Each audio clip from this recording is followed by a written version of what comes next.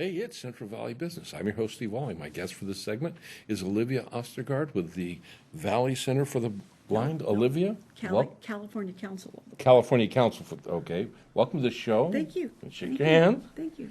And Olivia's going to share with us today about the California Council of the Blind.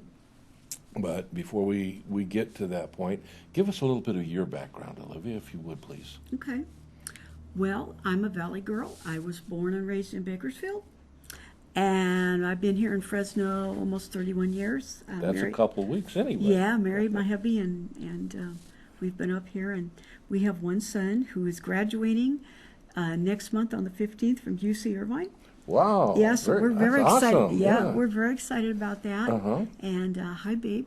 And anyway, so he's majoring in informatics, which is a subset of computer science. So we'll be down after our convention here the next weekend down for his graduation. Well, you got a busy couple of weeks coming up, don't you? Yes, I do. Yes, and I want to share with our audience, you told me before we went on camera that you have basically been blind from birth. Yes. And you do have a little bit of vision, but it's very little. Yes.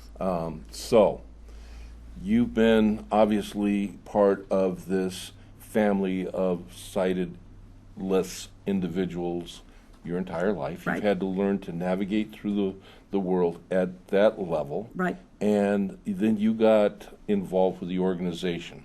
When did you get involved? How did you get involved?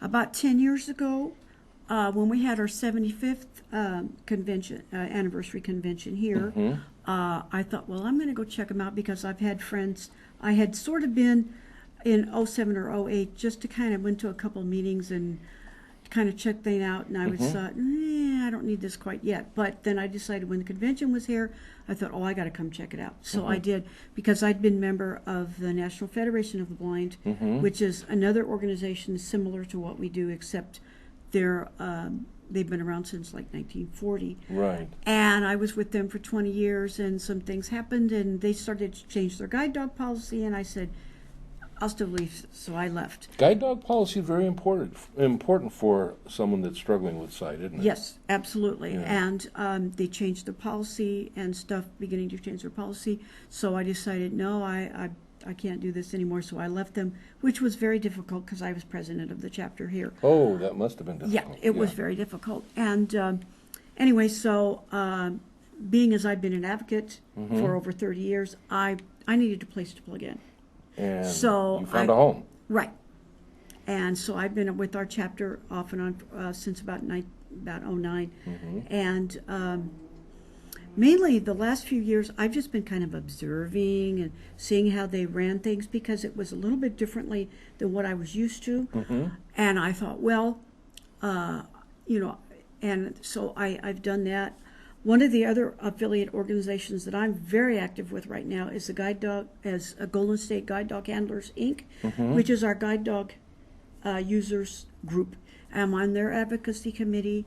One of the bills that we're dealing with right now is AB 169, which is going to be dealing with if you have a guide dog that is off duty, whether it's relieving or eating, or if you're a puppy raiser and you're raising a puppy for a guide dog school, and the dog is attacked by a stray dog or whatever, and you get injured or the dog gets injured, then there will be compensation. You can file for compensation Through the state. Through the state, yes. That's awesome. Yes, because there is a heavy veterinary burden for individuals that are volunteering to help train these dogs, or for someone that owns a dog who may not be in a financially well position where they can afford that, and yet their livelihood, their daily livelihood, actually their moment by moment livelihood is dependent upon having that guide dog with them and being able to work for them. That's and what's that bill again? AB 169. AB 169. Do you know when that's going to come up? No, I don't. But I can, if you check the Golden State Guide Dog Handlers website, or go to the ccbnet.org site, it has a link for... It has a link, yeah. Okay. And so that'll be... Very that's good. one of the things we're working with. The other thing is I can't remember the name of the bill, but it's for the blind children being able to get mobility training with a cane. Okay. Because that's very vital. You cannot enter a guide dog school first unless you have cane mobility skills and you're a very good traveler. You're adept at that. Okay, that's important. Yeah. Awesome. Now, let's talk about the California Council of the Blind's 85th convention, anniversary, birthday. Now, you told me before we went on camera that organization originally got its start right here in Fresno. Yes, it did, in 1934. In 1934. So it's been here a couple weeks, hasn't it? Yeah, it's been here a while. Yeah, and it's okay. You're going to have the convention from June 5th to the 9th. Is that what you said? At the DoubleTree? Right. So I'm getting all this down, right? So this is good. The 5th to the 9th. But I'll bet you're going to need some help, aren't you? Yes, we are. Okay, so we're looking for volunteers. Right. And how do the volunteers find that pathway to the point where they can volunteer? Well, the CCB office has created a volunteer letter that folks can either go online to ccbnet.org,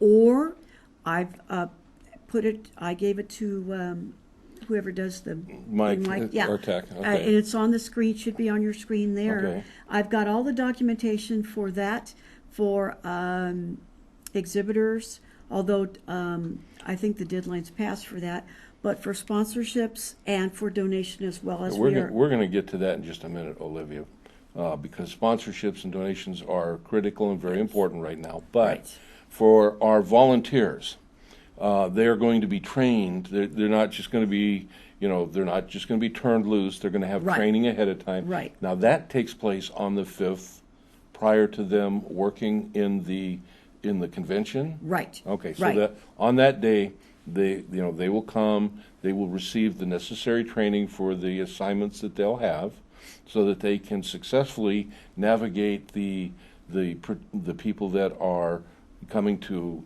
experience, enjoy, and be a part of the convention in a very productive and constructive way, and that's awesome. Yeah, they will be acting as sighted guides. And, so some people have never worked with blind people before, and there's certain techniques and ways that we do that. So we want to make sure that the folks get trained properly. Well, that's good. It's a great way it's a great way to serve your local community, isn't it? That's great. And that's going to bring us to the last thing that, and not the least important, but I wanted to save this for last. Currently, we're looking for donations. Right. We're looking for sponsors. Right. And it's critical at this time because the organization is experiencing a little bit of financial stress. Yes. And we really need that to go forward. If you happen to be a business, if you happen to be an individual, if you happen to be anybody that would like to help support this organization that supports a very important part of our community, we need to hear from you. Yeah. And how do we hear from you? How do those people that want to either donate or become a sponsor, how do they do that, Olivia? Again, I sent the sponsorship brochure information out, as well as our donation letter out. Okay. And but that can be found at the website? Yes, that can be found at ccbnet.org. ccbnet.org. Or our ccbfresno@gmail.com. They can send an email. I have a question for you. Do you have a Facebook page? Yes, we do. And the Facebook page is CCB Fresno. CCB Fresno. So you've got, and Mike has posted those on the screen that you can take a look at those. But the Facebook or the web page for anyone, you can print those forms out for yourself, and that's awesome. Or you can do it by email or call the state office. Which is what's the phone number? Do you know it offhand? No, I don't. Okay. Well, that may be on the It's on the thing. Yeah, it's all on the information there. So if you're fortunate enough to have sight, as most of you are, you'll be able to look it up and see it. And that's a good thing. Olivia, I want to thank you for being with us today. Thank you. And you come back. I want to know how the event went after you've done it. You bet. Okay. Probably won't get you between the event and the graduation ceremonies, but you never can tell. Yeah. Yeah. Okay? Want to know how it goes. And let's talk more about sponsorship and donations, okay? Okay. Very important. Great. Thank California you. Council of the Blind, and I'll see you when we come back.